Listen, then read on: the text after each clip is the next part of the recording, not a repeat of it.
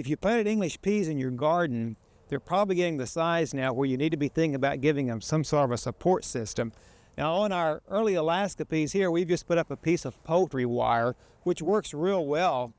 It's not really attractive as maybe some other types of netting or trellising in the garden, but nonetheless it works well, and this will give on our double row of peas here some support for the peas on each side to climb up and have some support. The little marvels, as we mentioned when we planted those, are a much smaller growing pea. We're not going to trellis those, but they'll grow up and kind of vine against each other and will have some sort of a support on their own. If you don't have some poultry wire or don't want to really use structure like this in your garden, then you may want to try a product on the market today that's called Trellis Plus. It's a nylon netting that's available in most of the garden supply stores and also available, of course, through the garden catalogs. It really works very well. These come in sections of about 5 or 4 by 8 feet, and they can be stretched and used either in a teepee fashion or in a row fashion like we're doing here.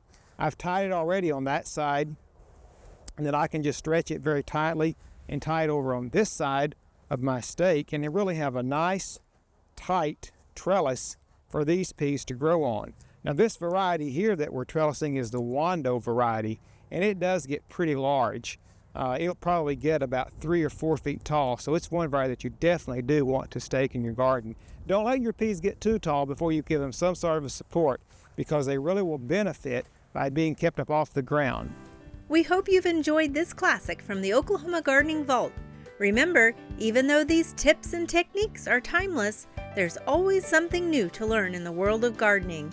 By subscribing to both Oklahoma Gardening and OK Gardening Classics, you'll have access to a wealth of gardening knowledge, both classic and contemporary.